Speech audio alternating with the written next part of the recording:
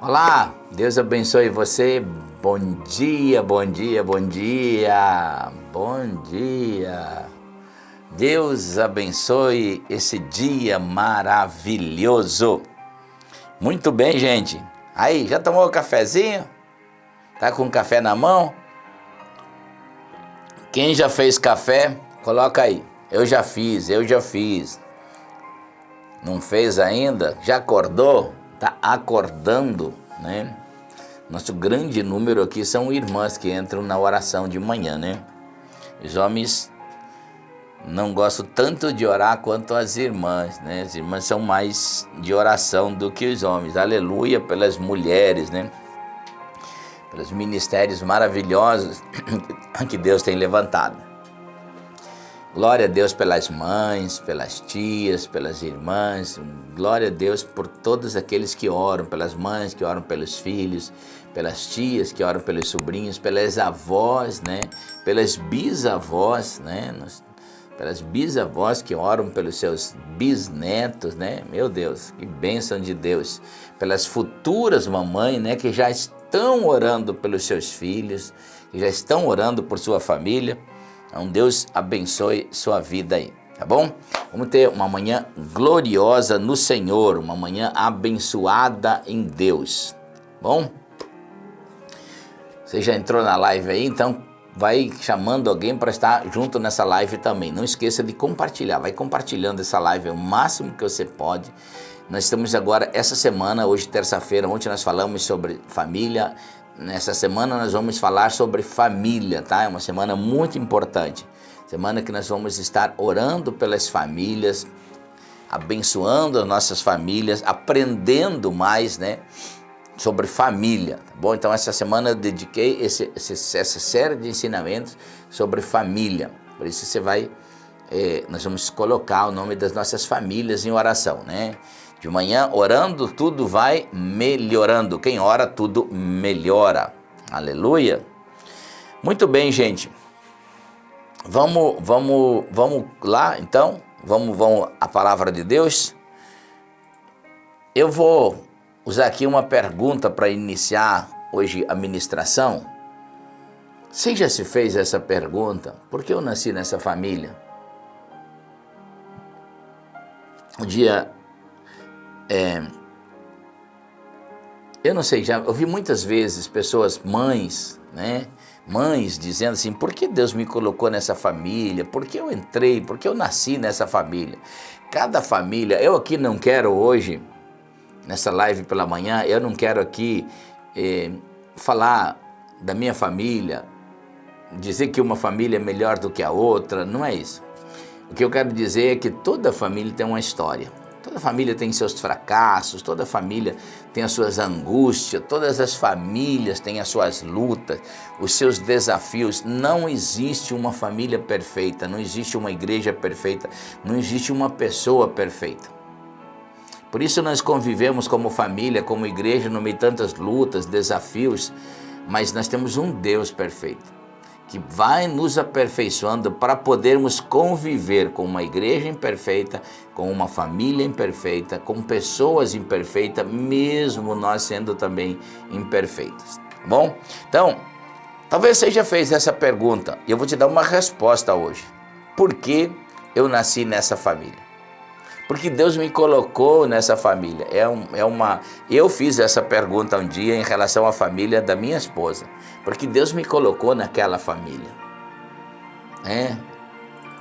Uma família que ninguém era cristão, uma família difícil, enfim. E eu perguntei, depois que eu me converti, que minha esposa se converteu, ninguém da nossa família havia se convertido, da família dela. E eu perguntei, Deus, por que você me colocou nessa família? E aí eu vou te dar a resposta que Deus me deu. Gênesis 18, 19, diz assim, ó. Porque é a escolha de Abraão, tá? Esse aqui se refere à escolha de Abraão. Porque eu o tenho escolhido, a fim de que ele ordene aos seus filhos e a sua casa depois dele, para que guardem o caminho do Senhor e para praticarem a retidão e a justiça, a fim de que o Senhor faça vir sobre Abraão o que a respeito dele tem falado. Ou seja, Deus elegeu Abraão, escolheu Abraão, para que Abraão basicamente desenvolvesse duas coisas na família. Ensinasse a sua família a respeito dos caminhos do Senhor, dos preceitos do Senhor, e ensinasse a família também a respeito da retidão e da justiça, ou seja, ensinassem ele a ser um ser espiritual e um ser social. Ou aprendessem as coisas espirituais do Senhor, mas aprendessem a conviver como pessoas também, amar a justiça e aborrecer a iniquidade. E é interessante, por que Deus queria que isso acontecesse? Para que Deus pudesse trazer sobre eles as promessas. Aquilo que Deus havia prometido para Abraão. E agora, segundo Gálatas, nós recebemos também a promessa de Abraão. E aí, eu li aqui porque Deus escolheu Abraão. Por que Deus escolheu você? Por que Deus colocou você no meio de uma família assim, como a sua? Talvez você até se pergunte, por que Deus me deu filhos, às vezes que não são obedientes o tanto que eu gostaria que fosse? Por que Deus me deu uma família que não é crente o tanto que eu gostaria que fosse? Por que Deus me colocou numa família, às vezes espírita, às vezes de outra crença? Por que Deus me colocou numa família, às vezes viciada em pecados, atada em vícios? Por que Deus escolheu você para essa família?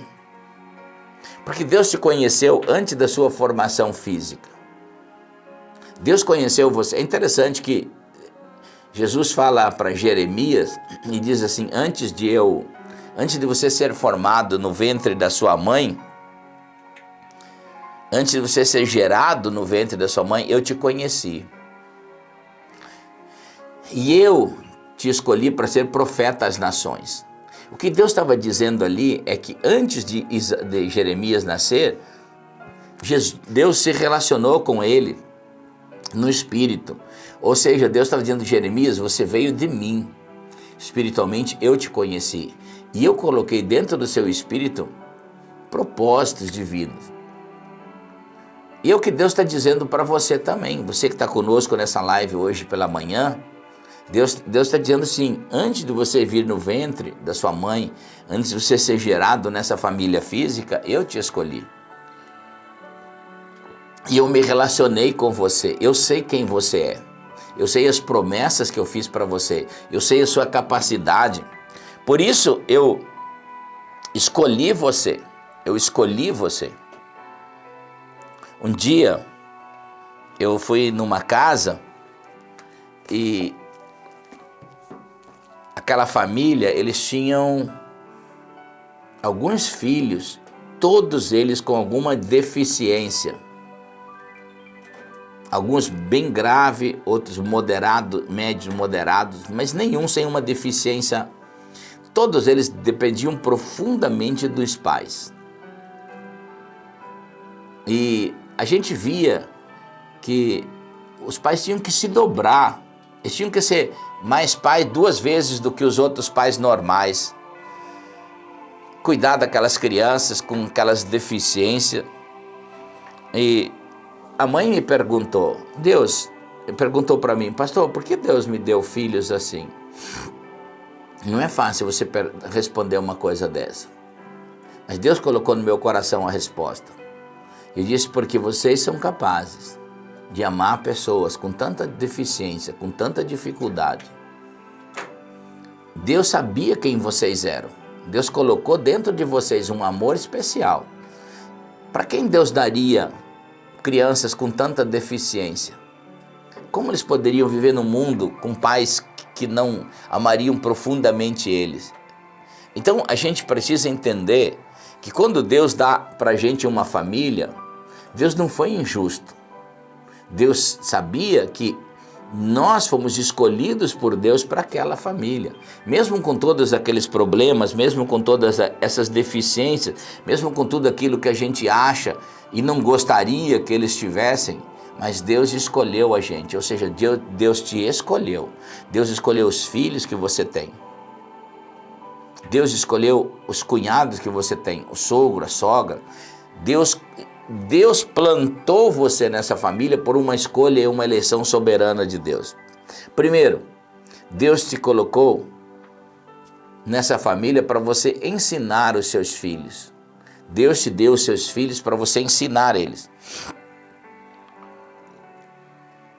A Bíblia diz em Provérbios 22, 6,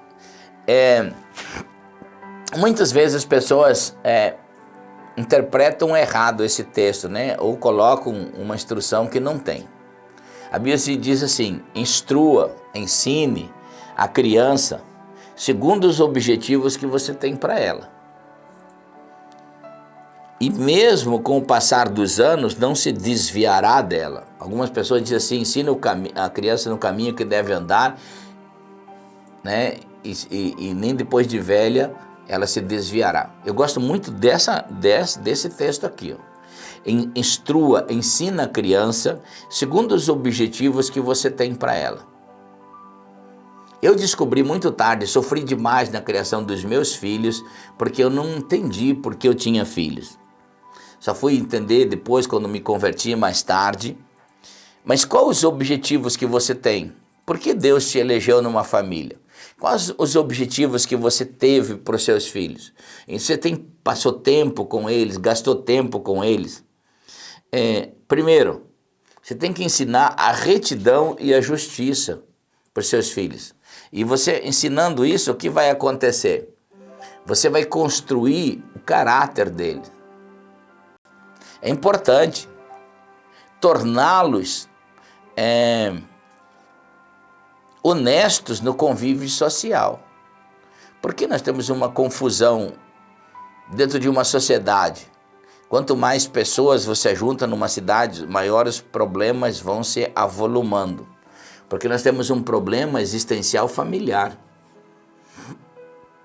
Quando Deus restaura uma família, Ele começou a restaurar uma sociedade. Quando Deus começa a restaurar um indivíduo, Ele começa a restaurar uma família. Então, na verdade, nós precisamos ensinar. Essa é a função do pai e a mãe, não é a sociedade, não é a escola. A escola, ela produz escolaridade, instrução, mas ela não produz educação. A educação quem produz é a casa. Deveria ser os pais que deveriam produzir a educação na construção do caráter. O caráter é uma junção. Caráter e personalidade são duas coisas totalmente diferentes. Tanto que você pode ver que os seus filhos, todos eles são diferentes de personalidade. Mas todos eles podem ter construído um caráter igual.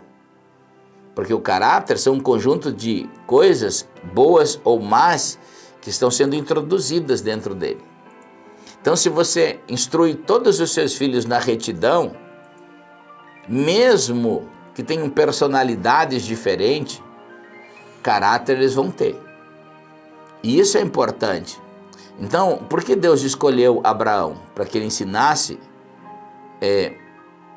a retidão e a justiça aos seus filhos. Tornar as pessoas, os nossos filhos, honestos no convívio social. Ensinar o filho, não, o que é seu, o que não é. É observar se ele veio com uma caneta diferente do colégio. Se ele pegou a caneta de um amiguinho do colégio, fazer ele devolver o que é dele, o que não é, não é. É ser honesto socialmente. É aquele que pode pegar um troco errado, ele vai devolver. É aquele que pode achar uma coisa que não é dele, ele vai devolver. Ah, mas não é de ninguém, é de alguém. É de alguém. Existe um lugar que você pode devolver. Existe em toda a cidade, existe um lugar que você coloca o dinheiro que achou, o documento que achou de alguém. Existe um achado e perdido em todo lugar. Alguém vai procurar. E se não procurar, ainda a pessoa tem que se sentir que ela fez não algo maravilhoso. Ela só fez o que tinha que ser feito. Eu lembro que eu deixei num carrinho, num supermercado em Tulsa, Oklahoma, no Texas, a minha carteira eu estava longe de casa, minha casa é em Orlando, nos Estados Unidos, e eu estava por volta de 1.800 quilômetros de casa, mais ou menos. E eu fui no supermercado, no Walmart, comprar umas coisas, e eu estava parando num hotel, umas frutas, e eu esqueci a minha carteira em cima do carrinho. Quando eu cheguei no hotel, um tempo depois, fui procurar minha carteira, não achei, relembrei onde é que podia estar. Bom, tá lá no Walmart, vou lá, meu Deus. Cheguei no carrinho, nem estava mais o carrinho, tinha um recolhido. Aí voltei lá para dentro da loja, uma loja enorme, e perguntei, olha, eu esqueci meus documentos, minha carteira no carrinho de supermercado, no pátio. Aí me levaram lá num Achados e Perdidos lá, e o gerente falou, como que é seu nome? Aí eu falei meu nome, ele falou, não, a sua carteira está aqui, alguém achou. E aí, essa pessoa, ela fez lá, da entrega da minha carteira, tinha $700. 700 e uns quebradinhos. E ela fez a pessoa contar os dólares. Olha, eu achei a carteira com tantos dólares. Falei, não, vamos contar esses dólares para ter prova de que eu... Aí ela deixou um telefone. E eu fui agradecer. E era uma pessoa de origem japonesa, mesmo dentro dos Estados Unidos, mas ela era de origem japonesa.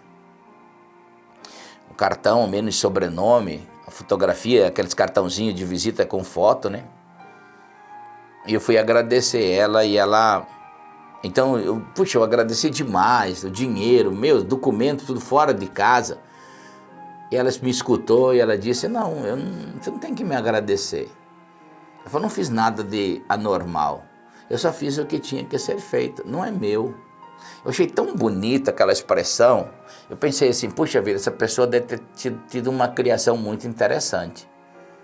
De ela achar uma carteira com $700, não tem ninguém por perto. Ela poderia dizer assim, pô, eu achei. E depois ela dizer para mim que não fez nada além, ela foi lá, entregou, contou o dinheiro, deixou um cartão para que alguém, o dono, quando chegasse, encontrasse essa carteira, pudesse conferir isso com ela. E eu achei interessante essa pessoa, como ela foi criada. Então, a gente precisa ensinar o caráter para nossos filhos. Foi para isso que Deus nos chamou. Segundo, ensinar essas pessoas ser espiritual, ensinar os preceitos do Senhor, ensinar as coisas de Deus para os nossos filhos. Por exemplo, ser um bom crente. Nós vivemos num tempo em que a igreja ela se distanciou muito das transformações que o Evangelho produz. Nós temos um monte de gente dentro da igreja, dentro dos templos, mas não sendo crente fora dos templos. Não entendendo a vida espiritual, as transformações que o reino tem que produzir, o Evangelho do reino em nós. Então tem muita gente que só consegue ser crente dentro do templo, não conseguiu orar, não consegue ser um bom crente. Então nós temos que ensinar. Deus chamou a gente para ensinar a nossa família, começando pelos nossos filhos, a ser um bom crente, porque se o seu filho for um bom crente, for um bom filho, ele vai ser o quê? Um bom marido, uma boa esposa, uma boa mulher, um bom homem, um bom filho. Nós vivemos numa sociedade que hoje quase as mesmas profusões de pecados que acontecem no mundo, acontecem no meio do povo de Deus. A relação, num nível de pesquisa, de gente que está metida em pornografia no mundo, está metida em pornografia dentro da igreja. Está metido em mentiras no mundo, está metido em mentiras dentro da igreja. A mesma quantidade de divórcios que há no mundo, também há dentro da igreja. E isso quer dizer o seguinte, que há um pouco ensinamento de as pessoas serem espirituais. Nós estamos vivendo numa era que parece que as pessoas não têm mais fé, tudo pode. E nós precisamos entender que nós nascemos de novo, e o Evangelho é um Evangelho de renúncia ao pecado. É um evangelho de renúncia às coisas da carne. Paulo ensinando, ele diz, olha, o reino é assim, quem mentia não pode mentir mais. Quem enganava não pode enganar mais. Quem roubava não pode roubar mais. Então a gente tem que trazer isso para dentro da nossa casa. Tem que ser um ensinamento no nosso culto familiar, nas nossas ações familiares. E nós precisamos, então, ensinar o caminho, os preceitos do Senhor. Pegar a Bíblia e ensinar a nossa geração sobre isso. Ensiná-los é muito importante.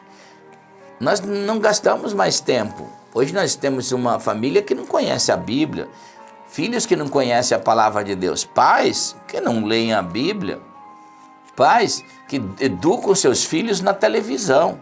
Então nós precisamos também, de novo, ensinar a palavra de Deus. Então, ensinar as pessoas a ter um caráter, ensinar as pessoas, nossos filhos, a justiça, ensinar eles os preceitos do Senhor e ensinar que somos um ser social. Assim como vivemos espiritualmente com Deus, vamos viver socialmente com pessoas. Aprender a ser honesto, falar sim, sim, não, não, fiel nos relacionamentos, respeitar as leis, não jogar lixo na rua, no pátio dos outros. Nós vivemos num país, o Brasil, principalmente, que nós queremos tudo levar a lei da vantagem. Nós, às vezes, deixamos limpinho o nosso pátio, mas jogamos o papel do chiclete no terreno baldio do lado. Não. Ou na rua. A rua é nossa casa também. Viajamos 100 quilômetros longe da nossa casa, é nossa casa também. É o nosso país, é a nossa nação. Então, ter esse senso. Eu lembro quando eu mudei para a América do Norte, e quando eu comecei a ver países em outros países do mundo, por exemplo, o Japão. O Japão é um país pequenininho, que tem a mesma população do Brasil e o tamanho dele é o estado de São Paulo. A gente não vê um papel no Japão na rua. A gente vê aquelas cidades apinhadas de gente, a gente não vê um lixo, não vê nada. É tudo limpinho, tudo organizadinho. Por quê? Porque essa é uma consciência. Nós temos que começar a ensinar essa consciência dentro da nossa casa. A maioria das pessoas não sabe arrumar o quarto. A maioria dos filhos joga lixo por tudo, é uma sujeira por tudo. Nós somos um ser social, precisamos ensinar isso aos nossos filhos. E para isso nós fomos chamados. Aleluia! Bom, porque Deus escolheu Abraão? Para ensinar a justiça aos seus filhos, aborrecer a iniquidade e amar a justiça. Ou seja, ser um ser social que convive com outras pessoas, instruído no seu caráter e também aprender os preceitos do Senhor. Foi para isso que Deus chamou você, para que você ensine a sua casa, aqueles que convivam socialmente dentro de aborrecendo a iniquidade, ou seja, aborrecendo a injustiça e amando a justiça, e que eles aprendam os preceitos do Senhor. Para isso Deus colocou você nessa família, ganhar sua família para Jesus e ensinar a sua família os caminhos do Senhor Jesus. Aleluia! Louvado seja o nome do Senhor. Gente, vamos orar?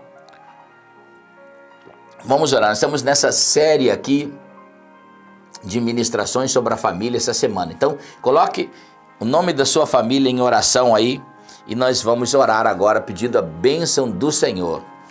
Aleluia, louvado seja o nome do Senhor. Cada dia aprendendo um pouco, ensinando a nossa família um pouco, tudo vai, e orando um pouco, tudo vai melhorando. Orando, tudo vai melhorando. Ensinando, tudo vai também melhorando, né? Amém? Vamos orar. Coloca então seus pedidos de oração aí. Não esqueça